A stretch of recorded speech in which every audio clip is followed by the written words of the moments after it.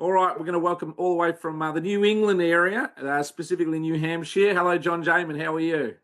I'm doing very well. Thanks for having me on. Okay.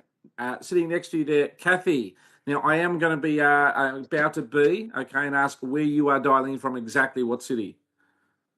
Ottawa, Canada. Ottawa, Canada. Okay, the capital. All right. The nation's capital, yes. Fantastic. We have Danielle all the way from Pensacola, vital team member behind the scenes. Hello, Danielle. How are you? I'm wonderful, Hayden and B. How are y'all today? All right, absolutely. And we have all the way from Melbourne, about 15 k's from my place. We've got Mr. Dr. Jim. How are you? Good morning, everybody. Great to be here this morning. And also putting all this together, and well done to my partner, B, all the way from Coffs Harbour. Hello, B. Good morning. Hello, everybody. Hello. And don't forget, we've got a puppy on board today as well, by the looks of it. Right. Fantastic. Who's this, Danielle? Well, This look, is Winnie. Winnie. Hello, Winnie. We have a very unique episode today. We're having a chance to chat about the Rock Hall of Fame, and particularly the visiting of Dr. Jim and John, who together, I guess some sort of 6-8 weeks ago, approximately, were able to go down to visit the Rock Hall of Fame and pay homage to, I guess, INXS's chances of getting in. Even had a chance to pair out with Joe Casale with the Who Cares About the Rock Hall of Fame podcast, which was a fantastic interview both guys did. But I guess most importantly, educate our listeners as to where this all sits as an INXS possibility, and just where it all sits in terms of the process and the formalities of what needs to happen and how we can all help towards that. So I might throw to you, John, because again, really impressed with you on that podcast when you spoke to Joe, and I couldn't help but think if it was me being interviewed, I would have been everything that would go against INXS getting in. I would have been self-righteous. I would have been angry. I would have been militant. I would have had a rant times 6. But you were line and length, fantastic on there. So over to you. Share us your experiences and overall. When Jim and I, talked to those guys at the Who Cares About the Rock Hall podcast, one of the things that we tried to talk about, well, a couple things we talked about, one, just kind of going to the induction ceremonies and seeing all of that, as all of us here are such huge fans of INXS, when you go to these ceremonies, what you find is you're surrounded by fans who are just like diehard fans of the individual bands that go, and it's really an amazing experience, especially when those ceremonies are in Cleveland, because you also have the actual museum that's there, and we talked a lot about just how magical it is to go to the ceremony for your band and then be surrounded by fans of other bands that as we listen to your podcast and we hear your individual stories, and then other people who you have on their individual stories about their experience with INXS, you go to these things and you hear those stories of that other fans have about their favorite bands and why they're into them and their history. And it is I use the term magical, but it really is a magical thing. So we talked a lot to them about that, and particularly about doing that in Cleveland. They tend to alternate the actual induction ceremonies. They have them in Cleveland, in Brooklyn, and they just reintroduced Los Angeles. And when you go to the ceremonies, I've been fortunate to go to a couple in Brooklyn and 3 in Cleveland. The ones in Brooklyn are amazing. The actual shows themselves, and we can talk about that if you want, are just amazing concerts, if you will. Much tighter now than the first one I went to was 18. But when you go and you get to go to the ceremonies when they're in Cleveland, it's not just a show you're going to. You're going in.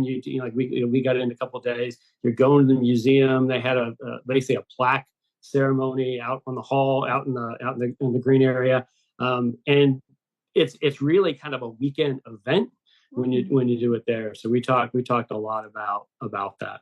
Had Jim come and join you. Now, I might ask Jim, how did all that come about? Did you guys coordinate before heading over, Jim? Tell us a little bit about how your involvement came to go. Obviously, I was blessed to be the ticket winner to attend.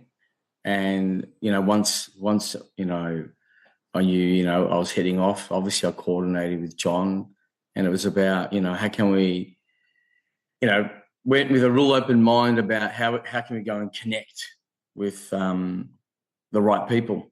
And blessed by John, we got on the Who Cares About the Hall podcast, which I thought was fantastic.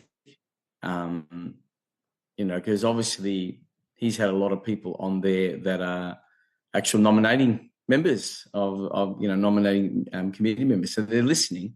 And then it almost like, I think the way it happened when we attended, I went 3 days and I went there every day. It was just fantastic. Like the Rock Hall for me, the ceremony is fantastic, but the Rock Hall trumped it by 50 for me because of the historicity. And then there was some real relevance with INXS, like real relevance, that this year's been the divine timing because of particularly a room that they've created called the 1984 room, which we'll talk about.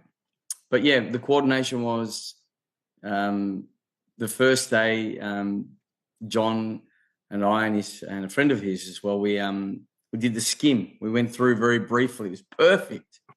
And then when we went on to the sampler, sampler, it was amazing.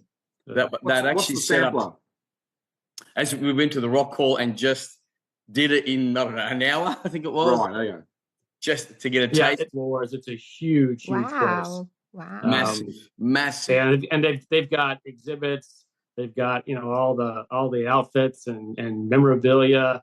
They've got a movie that you go see, and it's a movie that is in this amazing room that gives you a flavor for the actual induction ceremony. It's a phenomenal. It ends with like Prince's solo, honoring George Harrison. It's an awesome thing.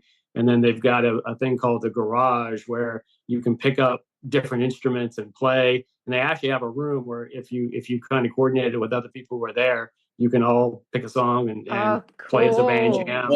It's a really cool place. Yeah. Why haven't Australia got something like this? We got Tamworth. We've got Tamworth. Yeah. So I went sorry, for Kathy, the first. you go? Yep. Well, no, I went for the first time this September. Cool. And it was really it was really, really interesting. And what was really interesting to me was you'd walk around and you'd think, oh, well, INXS would be there too, because there's so many peers there. That was really quite striking. You've got the Pretenders, you've got U2, you've got a lot of their peers there. So you're thinking, what's missing here? And it really did strike me that INXS could easily be there. There was a John Bon Jovi motorcycle. And I thought, oh, well, we're missing a motorcycle from someone else here. And it was really a very fun experience. The 5th floor is now dedicated to Bon Jovi. What? Right, moving along. So tell us about the ceremony itself, John. Obviously, you went there this year and saw some people, some artists get inducted. Tell us about the night itself and who got inducted and what stood out. Yeah, I mean the night itself.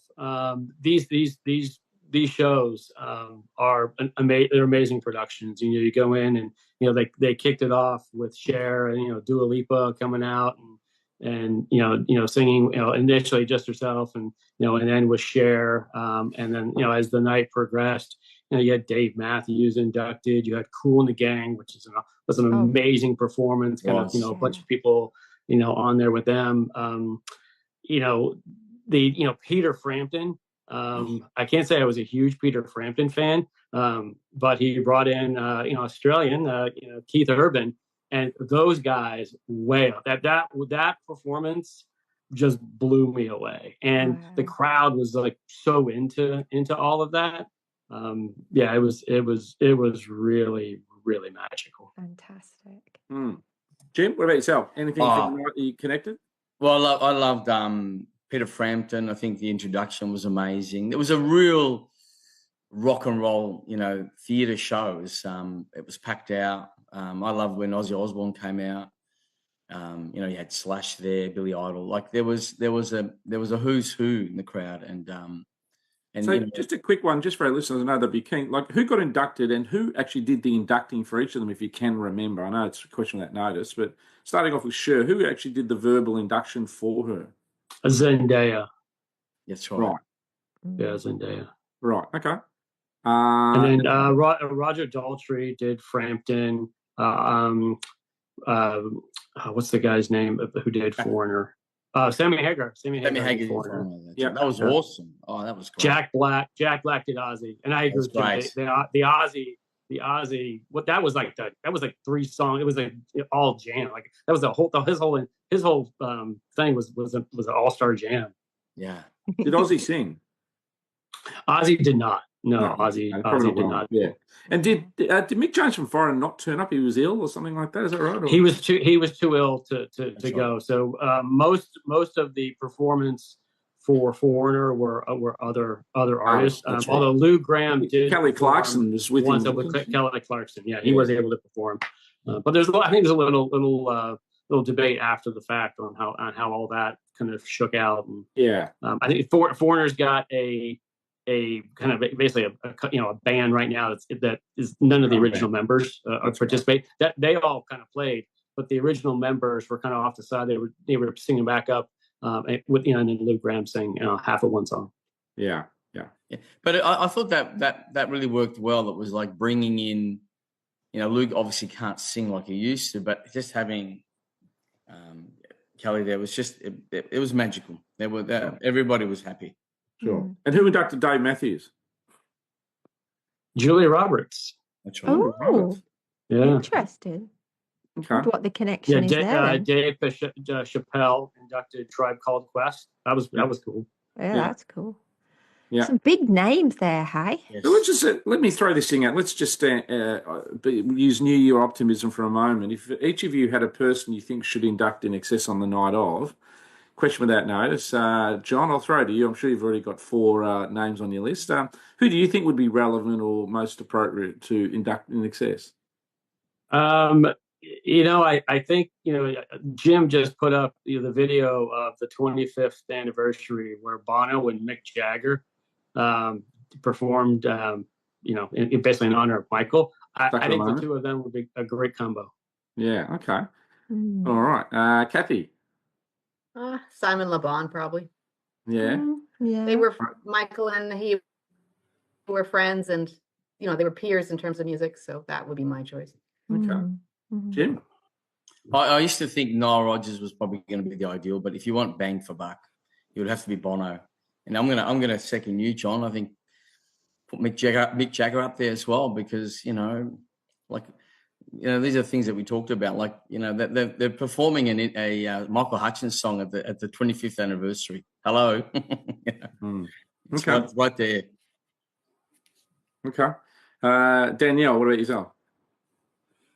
Personally, I think Belinda Carlisle will be a great one. Ooh, yeah, that'll be interesting. We've got a few extra interesting photos about their times together, haven't we, B? Yeah, we have. Yeah. Just, I mean, with them touring with the Go-Go's, their first start, and with the Go-Go's getting, inducted last year, I think a female would be great to induct INXS. Yeah. B, yourself, any thoughts? It's interesting to hear everybody's, but I think it would be really good to have somebody who's really a massive megastar and relevant now. I think Harry Styles might be quite good because he's being mentioned quite a lot that he's starting to look a lot like Michael as well. And I reckon, you imagine him taking the microphone and singing one of INXS's songs as well. Yeah. So he I think it'd be a good fit. He inducted Stevie Nicks. I actually saw. I was at that show in Brooklyn. Does that mean if you've inducted one, you can't induct another? I don't know if they have those kind of rules. No, I don't think so. That's good. All right, well, he's still on my list then. Now, John, Harry Styles. Sorry, you keep going. Harry Styles, his partner, and there was a photo with them wearing an INXS t-shirt. So they've actually talked about being influenced by INXS. So yeah, good choice, B. Thank you. I think what's interesting, and maybe John and Jim can elaborate on this, but there seems to be a bit of a pedigree that those who do the inducting, sometimes within a year or 2 or 3 years, had often inducted themselves. We've seen that happen with, I think. Well, Peter Frampton helped Sheryl Crow just last year. That's right, and I think there's been sort of incidences there where wasn't it Duran Duran? Yes, he was inducted Roxy Music, and that's right. You see this lineage there where there's sort of like this sort of undercurrent of those sort of going forward. But all right, so John, just explain a little bit how you actually end up getting on that podcast with Joe there. How did you end up meeting, or how did that come about? Well, very similar to following you guys. I'm a huge fan of his podcast. Yeah. If he's a very positive person when it comes to all of this. There's other podcasts out there that I think are good, but they kind of skew a little bit more towards what the Rock Hall is getting wrong. And I think Joe is really balanced in terms of how he thinks about it, and I think he's very fair in terms of how he educates people on the history behind it, and kind of how it's changed. And for me personally, I went to the 2018 ceremony. I think there was five artists that got inducted, and one side category person. And this year it was like 16 people. That's a huge change. And a lot of artists, back in the day, were really complaining. The Foreigner complained, forever that they thought there was Share, had a case. And now I think the Rock Hall is actually inducting a lot of really worthy artists and doing a lot more. 16 on the nomination ballot. Yeah. So in this case, 16 actually got in. Yeah, 16 inducted. Yeah, 16 actually got in this year. We still couldn't make it. Well, on the nominations, I think that on that, and when talking about so there's the backup is huge, and I think it is. There are a number of very worthy artists that haven't got in from a couple of different generations of music, and I think when you listen to his podcast and even the one that we did with him, I think there's a feeling, a very strong that INXS has a very strong case, and I think there's a lot of backing for INXS getting in. It's just a matter of when, and he basically said that.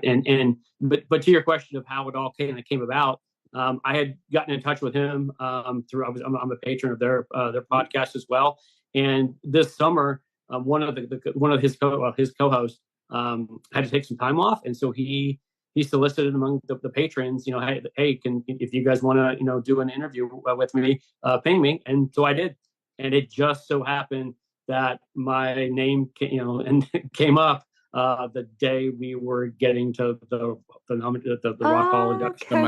It just so happened that I came up on that day. That's brilliant. Which is great. I mean, divine timing, mate. Divine timing. How long has that podcast been going, and what's their influence? I believe they started in 18. I'm pretty sure they started in 18. So it's not. Oh, that's about. They've been going a long time. I checked them out during COVID, I think, originally, and been listening sort of through and stuff. And they have a sort of little siesta for parts of the year where I guess after the things are said and done, they sort of have a pause. But then once the re-nominating starts happening again, they sort of liven things up a little bit. I think it's really important to note,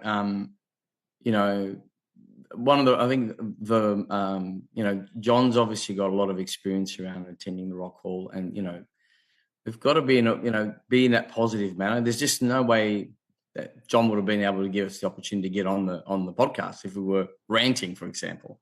It wouldn't work. I know, Hayden, you'd love to do a bit of a rant, but it just wouldn't work. But not only that, it's not how you build that kind of relationship. Like if we went. When we met Alan Light, the nominating committee member, we didn't attack the guy. It was just very organic, and he's the one that put up his defences first, thinking that we may attack him. But okay, so let's elaborate. Tell us about how you met him and what transpired. I'll let you start that, John, and then I'll. Yeah. So there's a different podcast, Sound Up, which is hosted by Mark Goodman and Alan Light. They had a show on Sirius XM for years. MTV, Mark Goodman? Yes. MTV, Mark Goodman, yeah. Regional VJ. Yeah, and they just cover all things music. It's a great podcast, and they happen to be broadcasting or recording live. The Rock Hall has a studio, I think, on the first floor. and they were recording their podcast, and they've got an avid following. They call it the Sound Up Squad, a huge group of very, very passionate followers. So we kind of stumbled, and we went for the recording. We didn't realize that it was going to be kind of a meetup of their pod squad, and we got to meet like unbelievable people, like, very gracious, passionate fans about different artists. They actually went on and kind of what we're doing here. They kind of recorded all that live. They kind of brought him into the studio, and we got to see all of that. And then afterwards, they were very gracious. They came out, talked to everybody, took pictures, and they ended up spending some time with Jim and I.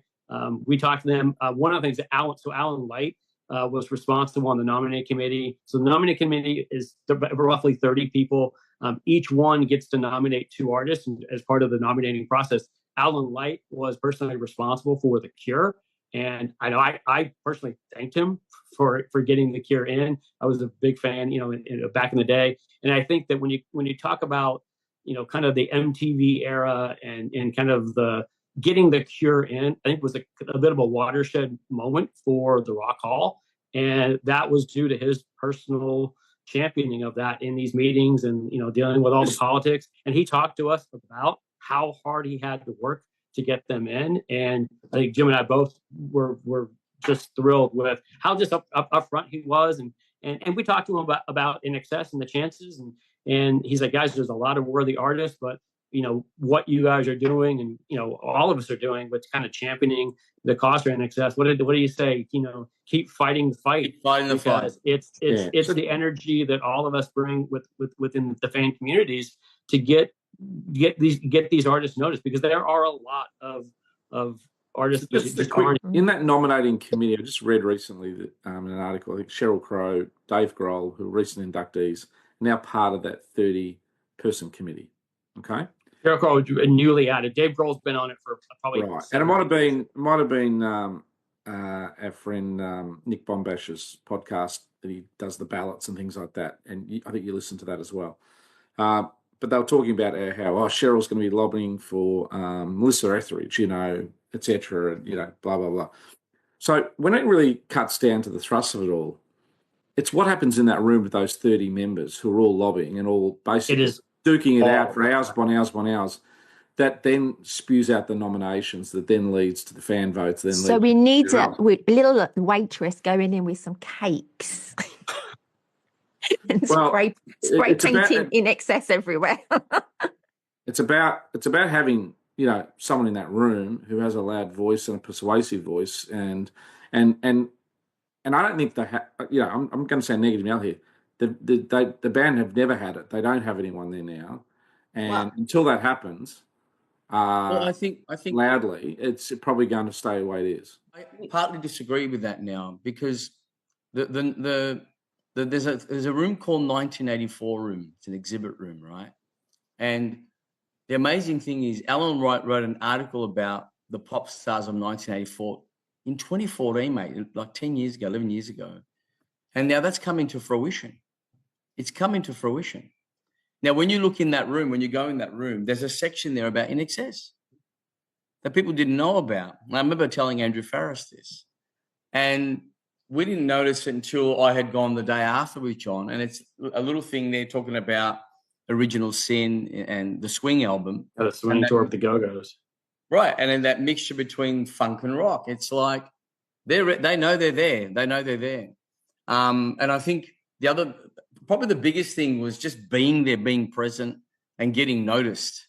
Like when we were around Mark Goodman, who was very gracious, and even Alan Light to take photos, We saw Greg Harris too, the CEO. He didn't stick around, clearly because he would have got mobbed by us, I think. But, to say what John says, I think we moved the needle that there's a presence. And the best way to get that presence would be at the Rock Hall, not being at the ceremony. Because you're not going to get noticed at the ceremony. You're just in ceremony mode. No, the committee, though, this is a great article. I don't know if it was in Rolling Stone or whatever, but it was literally with John Sykes, I think, who's obviously taken over now and chairing. And basically, demything about, who gets in, who doesn't, all the reasons and agendas, but said that particular meeting where all 30 are there for 5, 6, 7 hours and having a controlled sort of self-est between each other as to who they're nominating. That's really the epicenter of where, the bands, that's the lobbying process that then leads to the nominations, is my understanding. Yeah, the 30 Yes, people You in still that got to get on the room list. Yeah. can pitch Yes. 2 bands each. I think Kathy And wants that, to so speak. essentially Yeah, the most artists that can be put up there are 60 artists in any one year. Yeah. And then the Yeah, results of the voting in that room are the ones that get nominated. Hayden, you're right. Someone has to bring the name up, but there's a few ways that, after my visit, it really struck me. Because I did ask, why was there nothing from INXS in the 1984 exhibit? And they said, we have nothing. So it also, I think, there's room for, and they did exhibits memorabilia from Taylor Swift and other artists, Billie Eilish, other artists that weren't nominated yet, and I expect Taylor Swift might get in. Yeah. And so there is room for maybe donating some memorabilia from INXS. Yeah. Actually, like letting them be part of it, and I wonder, if we really explored that avenue to be able to. I think with Chris Murphy passing, he would have been the sort of the Svengali that probably would have seen this as a natural part of the business plan, and the aggression from Australia over there to do it's probably not as high. But the other thing to remember is INXS weren't really a 1984 band. They didn't break till 86 in terms of that's top true. 5 hit. So that's another thing. They had Shabu Shabar broke, but it was What You Need that really broke them 2 years later. So I don't know if that room in 84 is particularly 84 or the actual most and that did strike me when I was looking at the room, but I thought, well, they're going to do another year, right? Like 1984 exhibit was a good, it really made an impression. So if they take 1988, do they have anything from INXS in there? 87 would be a great room. Or well, whatever, but like if is they there take an those 83 years, room or 82? Well, that just came from nowhere. They just put 84 there. right. No, it's the first time they tried to make the 80s relevant room with a year. Yeah. So okay. And the other thing is they're actually expanding the Rock Hall in a massive way. Massive way. So it's coming. And John, you were there when Greg Harris spoke, and they're talking about they've got all this land. It's massive. It's going to be massive. The thing I want to throw to you guys is that the Rock Hall to be relevant, they've sort of done the catch-all where they're saying, well, anything's rock and roll. They haven't changed it to the World Rock Hall of Fame. It's the World Music Hall of Fame. They've kept the Rock Hall of Fame because they take the approach that all music in some respects is rock and roll. Now, that's convenient, but equally it's probably to sort of create a relevance because they're probably running out of rock bands per se, hence the introduction of Share and introduction of other artists that probably fall outside the genre. Do you sense that they're trying to commercialize it to have a wider net? I'm sure there's an aspect of that, but you talked about the John Sykes interview, and he's been pretty transparent. He's been on podcasts. He's been I think this latest one that came out was very transparent on kind of the the meetings and who supported who, and have artists kind of come up in the meetings. You usually don't kind of see that. But one of the things that he's been very consistent about since he kind of took over the chairmanship of the Rock Hall is that if you look at the roots of the Hall of Fame, it was some of the first artists were R&B artists and country artists and I think he says the rock and roll was kind of rooted in the blues, gospel, country, to kind of create this amalgamation of what now got deemed rock and roll. And so I think part of what they're trying to do is recognize that's kind of how it all started. And, over the last, call it 10, 15, something years, where it was kind of more like the rock, part. And certainly, the rock, the critics were very much in favor of, that kind of took over. And I think they're trying to kind of pull back to recognize that it's, I think what do you call it, the sound of youth, the sound of youth. And when you put that lens on it, there are more people who are going to get in. And that's exactly what you've seen. But I think that when you have that lens, it also highlights how many artists have yet to get in, and they've got some work to get them in. So I don't think it's just about the commercial aspect, but I'm sure. I mean, when you look at the ceremonies and you look at the shows that they have now and the artists they have, helping to induct and helping to perform, the ratings on these shows are phenomenal. I imagine with them expanding the museum, doing some fundraising and all that is, it's a commercial enterprise. So I imagine there is a commercial aspect to it, but I don't think it's more, hey, we got to get some people in so we can sell tickets. I think it's also, going back and getting people in that, probably should have been in years ago. That's my opinion. It's basically informed by kind of what I've kind of heard, these guys talk about. Yeah. Well, you mentioned tickets there, because this podcast will go out to a lot of people. They're probably wondering about going. How much are the tickets, and when would the tickets be released? So there's the easiest way to get them. There's a general sale, but the best way to get them, in my experience, I've gone to 5 of them. Is if you belong to the Rock Hall, I forget where the memberships start. You get access to the presale, and in the presale, then you get your early access to the actual concert. And they have tickets anywhere from $85, kind of up in the upper tier, and you could pay a couple $1,000s to be next to the stage. You can't get on the floor. All those are tables. All those are for the artists that are getting inducted. So that's not really an option. But in terms of being in the actual arena, anywhere from $85 to a couple $1,000s, depending on how close you want to be. And you were. What do you mean? What do you mean? INXS Access All Areas podcast won't have Dropped out there. We're not going to have our own table. Is that what you're saying, Danielle? Danielle, say it again. Hayden and B aren't going to have their own table. That's what I was saying. What do you mean? We're not going to have our own table?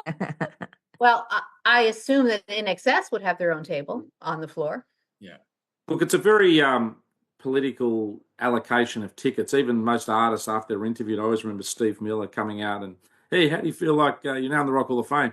He just went on about the tickets and the process and the whole annoying lead up, and had a big whinge about the whole thing. I mean, they do milk it out of the bands and the artists. They charge like about $4 or $5 grand a ticket sometimes, or a seat at the table. And I think our chances of being on the ground are low, but I'm sure we can be there and then create a little hire a room and coax the band back there, or have an after celebration or whatever. It'll be a week of After celebration. party, Hayden. Yeah, yeah. But this was the first year it was actually televised. Is that correct? Or do they televise? No, it's always been televised. It was kind of delayed on HBO for years. The last 2 years, they put it simulcast on Disney Plus. So they changed, I guess, contract changed. It was Disney Plus. So it was simulcast live on Disney Plus, all 5.5 hours. Yeah. So if they get money from the big corporations like that, perhaps the tickets might get less for the celebrities to go along or something. I don't know. Maybe. I think it's a commercial juggernaut, etc. There, but I think you mentioned on the podcast, John, that you were able to. There was some resale ticket situations where you were able to get in for free some years, and then one year there was a demand which was really high where you might have got rolled financially. I think you had a funny anecdote you shared with Joe.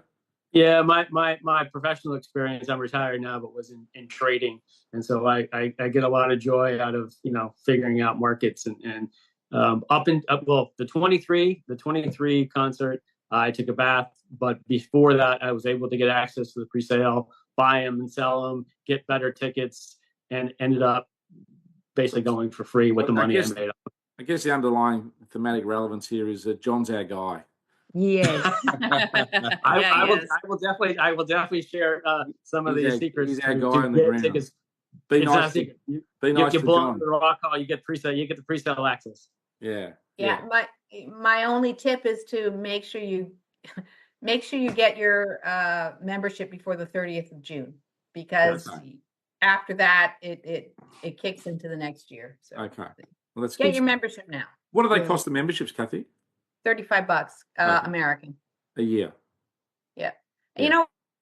I think it'd be a good thing for any INXS fan. I challenge them all to get a membership and then send an email to the Rock Hall and say, I got a membership because I want INXS to be in the And then you go to the museum, and in the museum, right next to the garage where you can play music, they've got a little area, a little kiosk where you can vote for your favorite artist. And this is literally a screen print of when you do it on the kiosk. And you say, "Oh, I voted for INXS." This is what comes out. I took a picture of it.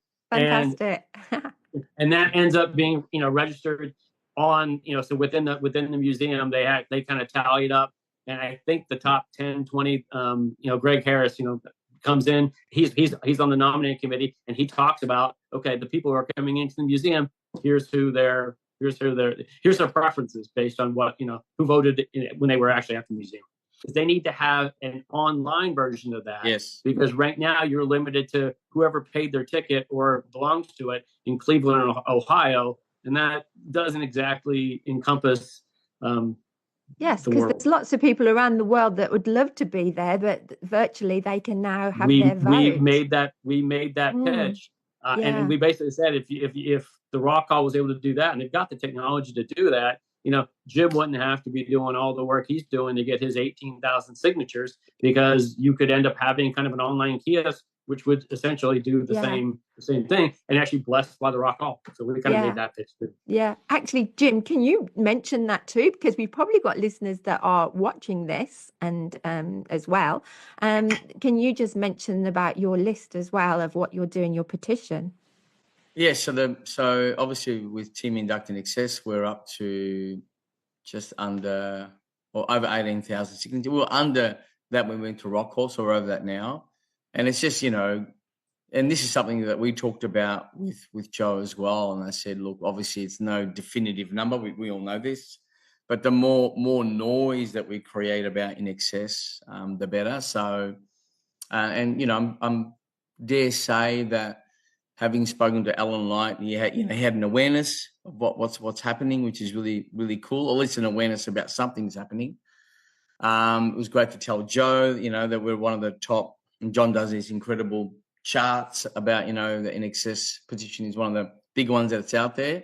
But one thing I wanted to mention was INXS is ranked at about probably 50, I think it was, in the Cleveland, when you actually do that ballot thing. I think we voted 5-6 times when we were there. But they're obviously known. They're not unknown, but it's hard to get. How do you know? How can you funnel INXS fans to go to Cleveland, Ohio to vote? So I think the induction group that you spearheaded a little bit, Jim, might be number 2 or 3 behind Guess Who and someone else, I think, but might be second. No, number 2 behind the Guess Who. Yeah. And the Guess Who chain isn't really active. Right. Yes. So Jim's is by far the most active right now. For those that don't know the Guess Who, it's the band that wrote American Woman. And then went on, a couple of guys, one of the guys went on to create Bachman Turner Overdrive. But yeah, I think from a fan vote and a groundswell point of view, it's definitely getting up there. And it would be great if Guess Who are in hiatus and we can go to number 1 there, because those type of things start creating sort of a common sense argument, don't they? Where those fan ballots, particularly at the hall, they do have an effect on the voting in the room, where people go, geez, there's 50,000 people. Like I think Duran Duran were very high on that fan ballot a few years ago that sort of helped their cause, I think, from the fan vote point of view. Yes, but you know what? Again, Hayden, it was being present. We have a lot of video footage of being in the Rock Hall Museum. Like if the Rock Hall home, if their home is the museum, and I'm in your home, and I'm taking videos and talking to INXS fans in your home, you'd want to notice why are these guys doing this. We've got so much footage. And where are you releasing this, Jim? We're doing it now. Look, we're doing it all. Yeah, but where? What platform are you putting it onto? YouTube. Okay. Yeah. And what's the channel? Is it on your on the Induct INXS channel? Okay. Just for people Mark Goodman so they can one find I saw it. the other day. What's that? I think I saw the Mark Goodman one the other day. The photos. Yeah, and that was tricky because the recording wasn't great, and I made it work enough to him say they deserve to be in the Rock Hall. He hangs out with Alan Light. That's it. Next. Yeah. It was divine timing, I'm telling you. But we have so much. Talk about just how many people. I mean, we were walking around with all of our INXS stuff, and it was very clear. Jim, I'll send out some of the pictures of Jim was like decked out. But tell them about just the people who would just come up to us. Amazing tell these stories. Yeah, I mean, when I said a divine timing, it was that the fact that we landed at this group of people that were sound up fans of a pod, that are linked to Alan Light, that are linked to Mark Goodman. They're the people that are running the podcast. And then you had this other Facebook group called Volume Maniacs. We just hit the jackpot. That's what it felt like. But in amongst that, because we hung out with them, all of them were INXS fans. And we all asked them, would you be okay if you said a couple of words about INXS? They all waited. There were people waiting around because we were just talking to everybody. And that's what it's about, creating that energy. And so wherever we went, even in the garage room, or the garage location, more INXS fans sharing their stories about the swing and what you need, whatever they were sharing. So